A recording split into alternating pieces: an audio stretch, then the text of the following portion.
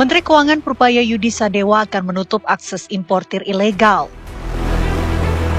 Menurutnya, para mafia-mafia importir ilegal ini hanya menjadi beban Kementerian Keuangan. Hal itu disampaikan Purbaya usai kunjungan ke Bea Cukai beberapa waktu lalu.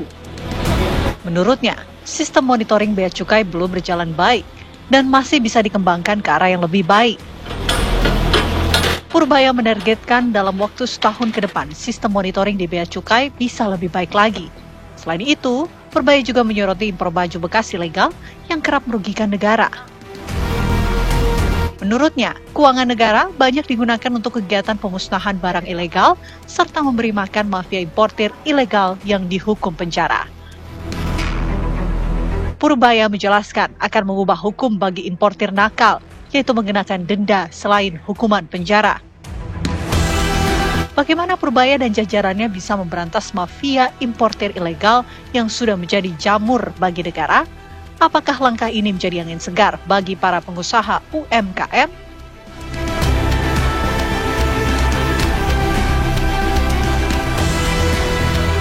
Tadi juga ada diskusi Balpresnya juga baru tahu istilah Balpres itu. Impor barang-barang baju bekas seperti apa penanganannya. Rupanya selama ini hanya bisa dimusnahkan dan yang impor masuk penjara, saya nggak dapat duit, nggak didenda. Jadi saya rugi, cuman ngeluarin ongkos untuk memusnahkan barang itu, tambah ngasih makan orang-orang yang di penjara itu. Pak, berarti nanti sistem jadi kita terubah di mana kita harus bisa denda orang itu juga. Pak, berarti dari sistem dan perbaikan itu akan mampu juga memonitoring untuk terkait pencegahan Balpres masuk lebih banyak ke Indo, Pak? Harusnya ya. Kurang dari 1 bulan, Pak Purbaya kembali membuat sebuah gebrakan. Apalagi? Ya kan? Kalau kemarin-kemarin artinya koboi ini sudah menyasar berbagai sektor yang bermasalah. Kini masuklah ke bagian di mana para importir ilegal dari pakaian bekas dinilai juga mencukup menciderai keuangan negara. Karena kalau kata Pak Menkyu udah saya nggak dapat apa-apa, saya harus keluarin duit buat musnahin barang. Itu dia, ruginya 2 kali. Belum lagi juga ini menekan dari para pengusaha yang akhirnya kan lumayan besar begitu ya. Mematikan usaha-usaha yang berada ataupun UMKM yang berada di Indonesia. Begitu. Ya. Kita pagi hari ini juga sudah kehadiran beberapa narasumber ya. Sudah ada Pak Suryamin Halim, Sekjen Apregindo. Selamat pagi, Pak Yamin. Selamat pagi, Pak Yamin. Sehat ya? Sehat ya. Sehat. Kemudian juga sudah ada Mas Tauhid Ahmad, Senior Ekonom Indef. Selamat pagi. Selamat pagi, Mbak Rati. Kemudian juga sudah ada Bang M. Khalid, anggota Komisi 11 DPR RI. Selamat pagi, Assalamualaikum Bang Khalid. Assalamualaikum. Alhamdulillah baik. Waalaikumsalam.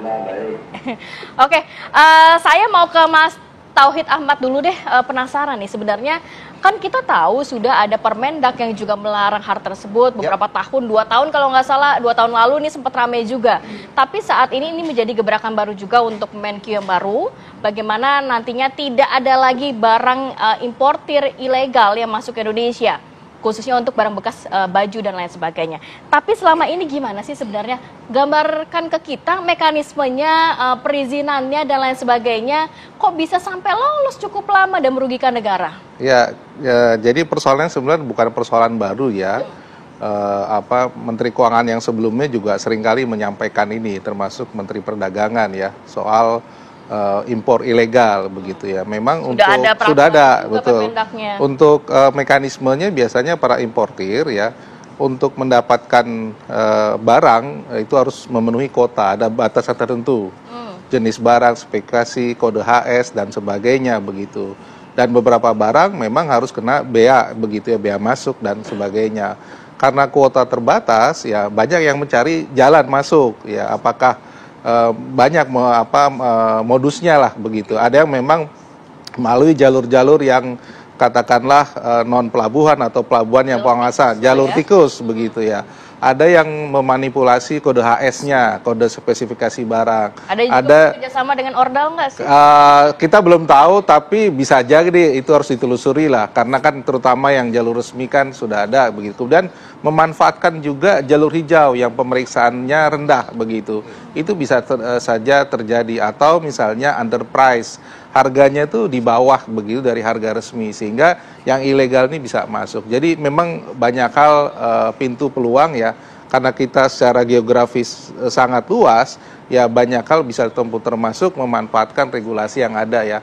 Beberapa hal, misalnya peraturan Menteri Perdagangan yang lalu ya, karena ada proses untuk katakanlah semacam fleksibilitas untuk importasi begitu, itu yang kemudian dimanfaatkan para pelaku usaha ya. Artinya lemahnya itu di sektor regulasi atau justru di sektor pengawasan? Menurut saya sebenarnya sudah ada perbaikan regulasi, justru di prakteknya nih, prakteknya yang jauh lebih berat ya gitu.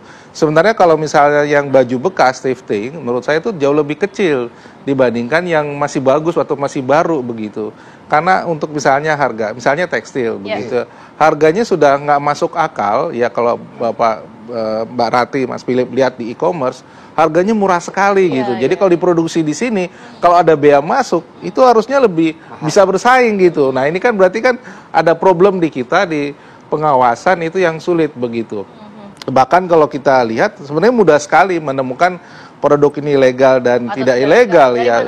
Pertama dari harga begitu, kemudian kedua dari brand mereknya begitu, ada pemalsuan dan sebagainya, itu sudah sangat kelihatan sekali ya. Kemudian yang ketiga juga lihat jalur produksinya, tidak ada pabriknya di sini begitu ya. Itu sudah sangat memungkinkan untuk dilakukan pengawasan. Tapi secara regulasi memang barang bekas ini tidak boleh diimpor. Ya, kalau barang bekas jelas tidak boleh, tidak boleh. Jadi kalaupun memang ada yang beredar seperti di Pasar Senen dikatakan kemarin dipertanyakan juga kepada Pak Menkyu, itu sudah pasti ilegal berarti. Ilegal, iya betul. Ya kan problemnya kan sudah seringkali dilakukan operasi. Tapi ya beberapa minggu kemudian muncul lagi. Berarti kan sudah seperti itu gitu ya. Melihat bagaimana kemudian kasus ini juga salah satunya mematikan pengusaha retail kita di Indonesia begitu. Betul. Karena kita importir resmi membawa global brand import, kita resmi itu sudah membayar biaya masuk untuk pakaian jadi itu sekitar kurang lebih 30%. 30%. Ditambah lagi PPN 11%. Hampir 50% lagi, itu ya? PPH import lagi 7,5. Jadi itu sudah lebih dari 50%. Iya, gitu ya? Betul. Kemudian produk-produknya yang tidak masuk secara resmi itu seperti saya menambahkan Pak Tauhid, labelnya tidak mempunyai label bahasa Indonesia. Ya kan, yang dimana diharuskan oleh ada peraturan pemerintahnya. Kedua, untuk pakaian bayi dari umur 0 sampai 36 bulan harus SNI.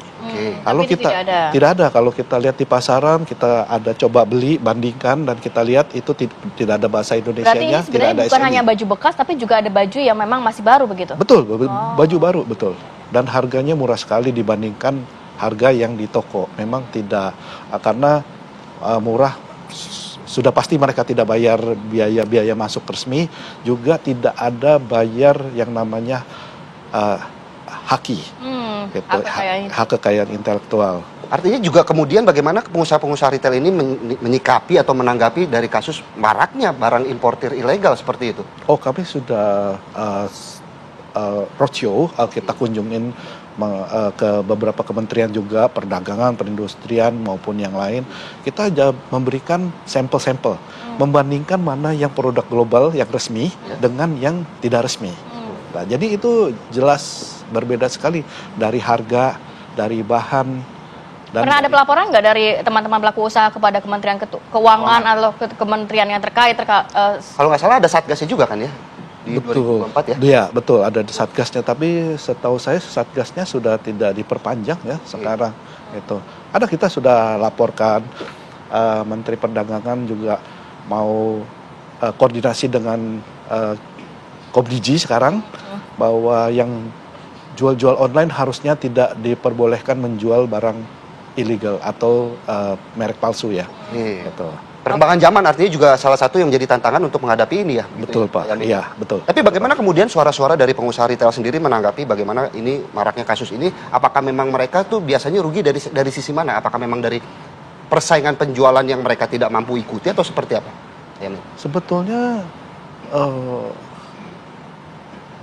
kalau harga atau apa ya memang masif sekali masuknya gitu. Itu yang membuat salah satu tantangan buat global importir atau importir resmi, ya itu Pak Yamin, sebenarnya kalau berbicara mengenai importirnya sendiri, memang importirnya ini legal, tapi legal. Ada beberapa mungkin yang juga memasukkan barang-barang ilegal begitu. Atau biasanya kalau teman-teman di lapangan atau pelaku usaha menemukannya seperti apa sih? Apakah memang modusnya seperti apa yang dilakukan oleh mereka sehingga tidak tercium oleh pemerintah?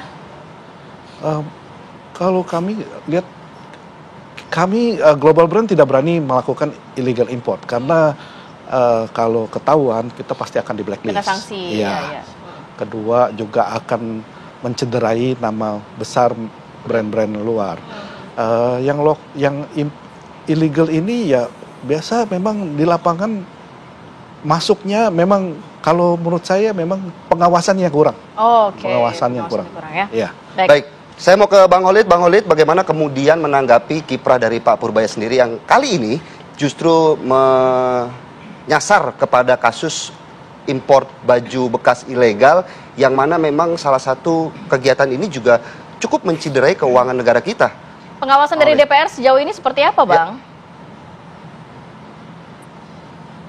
Ya, kita sangat setuju kalau Pak Menkyu mengangkat isu ini, dan ini sebenarnya isu yang lama ya. Kita dukung ya jika ini dikelola dan dilakukan secara serius dan konsisten, itu intinya. Karena ini bukan terkait aturan main saja, tapi lebih kepada law enforcement, penegakan hukumnya, pengawasannya, yang butuh konsistensi.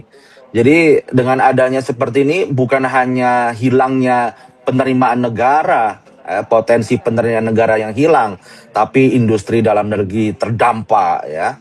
Kemudian yang melakukan impor secara legal juga mengalami kerugian. Jadi banyak yang sekali dirugikan, bukan hanya sisi fiskalnya, tapi industri dalam negeri, ya, pelaku impor legal, dan sebagainya. Jadi ini adalah butuh, saya kira bukan hanya salah satu sektor, Menteri Keuangan, tapi multi sektor, multi stakeholders, Menteri Perdagangan, kemudian menteri terkait lainnya, dan juga para penegak hukum yang harus lebih kuat dan konsisten dalam menegakkan ini. Jadi sebelumnya di tahun 2024 sudah ada itu Satgas ilegal, impor ilegal. Itu diperkuat aja lagi gitu ya. Terus misalnya ini data, masalah data. Kalau kita lihat ada perbedaan diskrepensi yang cukup besar. Ini masalah utamanya. Misal barang jadi di data dari pemerintahan Tiongkok atau Kementerian Perdagangan Tiongkok dicatat jauh lebih besar data yang mereka ekspor ke Indonesia. Tapi dicatatnya di Indonesia sangat kecil. Datanya diskrepensinya sekitar hampir perbedaannya 150%. Itu sangat besar sekali. Dan itu adalah menunjukkan potensi ilegalnya sangat besar. Nah, bagaimana kita bisa melakukan sebuah mitigasi resiko dari sisi pencatatan ini misal.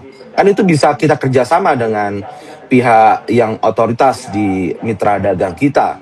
Nah, sehingga pengawasannya bisa kita lakukan secara lebih sistemik ya dari sisi pencatatan itu. Dan juga ya yang paling penting juga adalah dalam pengawasan di lapangan. SDM kita di lapangan apakah mumpuni untuk dalam melakukan pengawasan itu. Kemudian reform di internal Dirjen Bea Cukai apakah sudah dilakukan, dan itu juga sangat penting. Kemudian tadi yang disampaikan oleh Pak Tauhid, bagaimana masuk ke jalur-jalur pelabuhan yang non resmi. Itu kan harus penegak hukum yang harus kejaran itu untuk menangkap mafia-mafia itu. Nah, ini yang perlu dilakukan adalah kerja kolaborasi antar sektor kementerian dan penegak hukum yang solid dan konsisten. Tidak boleh semangat di awal saja. Memang kita harus melakukan kerja kolaboratif yang konsisten dalam melakukan penegakan hukum tersebut. Dengan begitu kita akan menekan pesan mafia tidak lagi seenak-enaknya saja melakukan impor ilegal.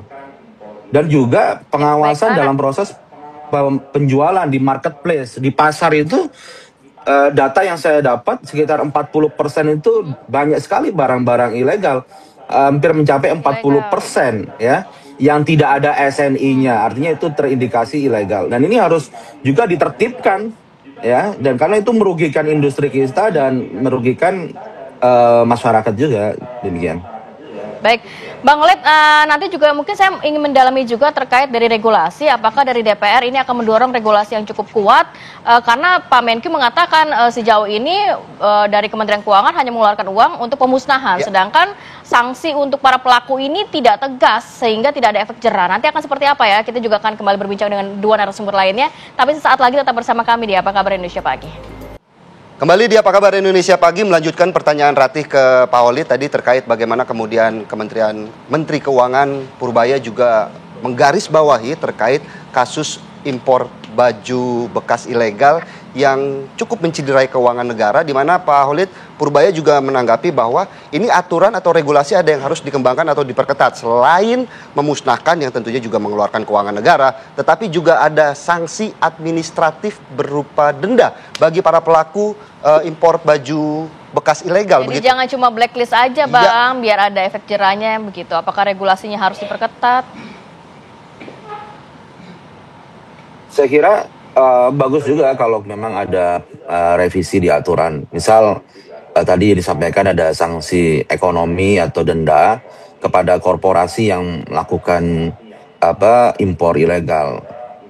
Memang beberapa peraturan memang kan belum diadaptasi ya dengan situasi saat ini ya. Integrasi sistemnya belum dilakukan, kemudian tadi sanksinya harus diperkuat. Kemudian perkembangan e-commerce yang sudah semakin pesat, itu memang perlu beberapa aturan yang dilakukan revisi sehingga sesuai dengan perkembangan zaman, karena memang sudah butuh dilakukan perubahan, misal seperti undang-undang kepabeanan ya, dan juga beberapa undang-undang pasal terkait di undang-undang perdagangan juga.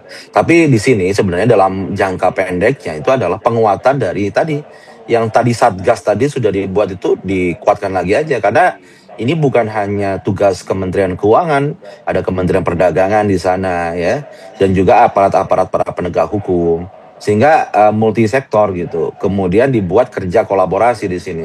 Jadi Satgasnya bukan hanya di level kemarin di Permendak ya, status hukumnya itu hanya di level kementerian teknis terkait, tapi harus dilakukan multi sektor atau multi kementerian dan aparat penegak hukum, sehingga itu menjadi kerja nasional.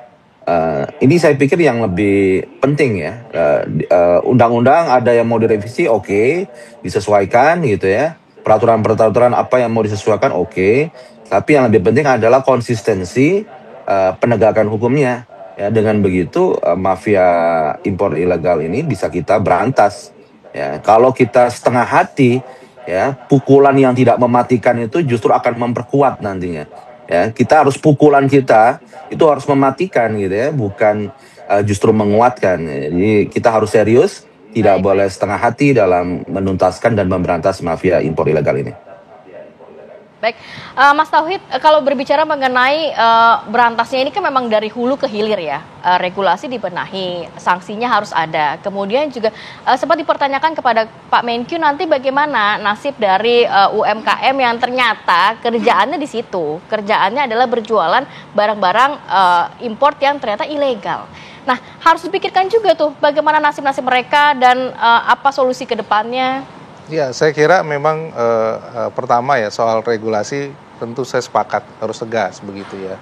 Tetapi juga bagaimana kita juga menempatkan posisi UMKM yang terlanjur ya berbisnis di sektor itu begitu ya.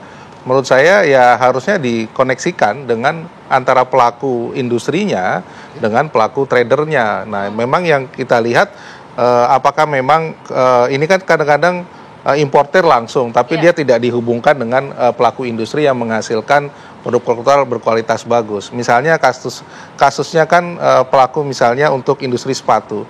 Banyak sekarang yang sudah mau trennya ikuti global dari Malang, dari manapun, tapi tidak terkonekkan dengan pelaku industri, termasuk pakaian dan sebagainya. Karena kan yang kita lihat banyak mereka yang suka import ini karena brand. Begitu ya, karena brandnya brand global dan sebagainya, harganya murah begitu. Nah, ini yang saya kira ya kita harus stop yang seperti itu. Kita justru harus mengembangkan produk UMKM yang sudah memiliki standar internasional, kemudian mereka diberikan katakanlah jaringan untuk bisa memasarkan secara secara global, paling tidak di pasar Indonesia. Yang begitu-begitu harusnya sudah mulai dihentikan. Kalau sekarang kan mudah sekali kita temui di TikTok, kemudian di e-commerce dan sebagainya. Justru yang tadi begitu ya, yang kemudian bisa penjual langsung begitu ya. Bahkan kita lihat yang bekas-bekas ini justru masuk ke kita begitu, harganya murah sekali begitu, termasuk misalnya jasa titip dan sebagainya yang justru memperbesar peluang itu bisa masuk begitu. Saya kira mau tidak tapi mau harus diatur, nggak mungkin nih yang bekas-bekas ini memang tidak boleh sama sekali. Tidak boleh sama sekali. Atau bisa untuk daur ulang dan lain sebagainya. Ya sebenarnya kalau daur ulang jatuh biayanya lebih mahal. Oh, jauh lebih mahal begitu. Tidak usah sama sekali. Ya? Betul. Kita di negara-negara lain kan malah tidak boleh begitu ya. Itu kan limbah juga mungkin ya. Ya, karena tentu ada konsekuensi limbah dan sebagainya yang berbahaya ya buat kesehatan dan sebagainya begitu. Ini yang kemudian memang harus kita atur dan batasi. Gitu ya. Ya, termasuk pintu-pintu masuknya nih. Itu dia menjadi ya, pintu masuknya pelabuhan-pelabuhan besar ini kan mudah dari negara tetangga. Betul. Dan kalau Pak Yamin sendiri melihat bagaimana kemudian sebenarnya kasus ini kan kalau kita mungkin sebagai pembeli, kita beli dengan harga murah, dapat barang bagus, senang-senang gitu. aja. Nah, betul. PR-nya di mana sekarang untuk membenahi ini? Apakah memang ada harga ataupun kualitas yang harus dibenahi dari pengusaha UMKM kita, atau mungkin dengan menyetop impor ilegal ini justru juga akan memberikan angin segar bagi pengusaha UMKM kita begitu? Betul, sebetulnya dengan adanya illegal import ini kan sebetulnya masalah utama kita bersama, nggak hanya beberapa pihak aja, tapi menyangkut semuanya. Tetapi kalau UMKM memang kalau kita bangun, kita dorong dan memberikan training-training untuk memproduksi produk lokal ataupun yang jual, pasti bisa. Ya. Daripada kita membiarkan mereka menjual yang sesuatu yang illegal. Dan itu tidak akan baik. Baiknya gitu. Berbicara kualitas juga bagaimana kemudian? Apakah memang kualitas yang masih harus ditingkatkan untuk bersaing dengan negara-negara lain begitu? Oh, UMKM di Indonesia sekarang kalau secara kualitas sudah baik, Pak. Betul. Cuma kadang-kadang mendapatkan order yang kurang. Nah, ini adalah tugas pemerintah untuk roadshow ke negara-negara lain, memperkenalkan, mempromosikan produk-produk UMKM kita. PR-nya adalah dipromosi ya. Betul, Pak. Iya. Mempromosikan produk-produk kita. Benar. Iya. Gitu ya. Itu salah satu cara meningkatkan UMKM untuk lebih naik kelas lagi, Pak. Produksi sudah kualitas sudah bisa bersaing. Karena banyak juga brand-brand luar yang brand besar ya, artinya juga awalnya memesan barang dari ataupun bahan dari Indonesia begitu. Betul, Pak. Sekarang salah satu anggota kita aja untuk ekspor dari Indonesia itu kurang lebih average 1 tahun 500 juta US dollar. Wow. Lumayan. Baik. Gitu. Jadi sebenarnya kita berharap ini tidak hanya omong-omong semata, tapi benar-benar direalisasikan oleh pemerintah, khususnya Menteri Keuangan, karena balik lagi akhirnya yang tergerus adalah industri lokal atau memang perusahaan-perusahaan yang memang secara legal mengimpor barang-barang yang tadi dikatakan 50% loh sebenarnya udah pajak apa-apa segala macam ya. Baik, terima kasih banyak Bapak sudah hadir pada pagi hari, Pak Yamin, Pak Tauhid dan juga Bang Khalid. Bang Khalid yang sudah bergabung bersama kami melalui via Zoom. Dan pemirsa, apa kabar Indonesia Pagi masih akan kembali di segmen selanjutnya. Kami akan hadirkan beragam informasi menarik. Salah satunya ini sering dibully oleh teman sekolah, seorang siswi di Bandar Lampung harus putus sekolah karena trauma. Sesaat lagi.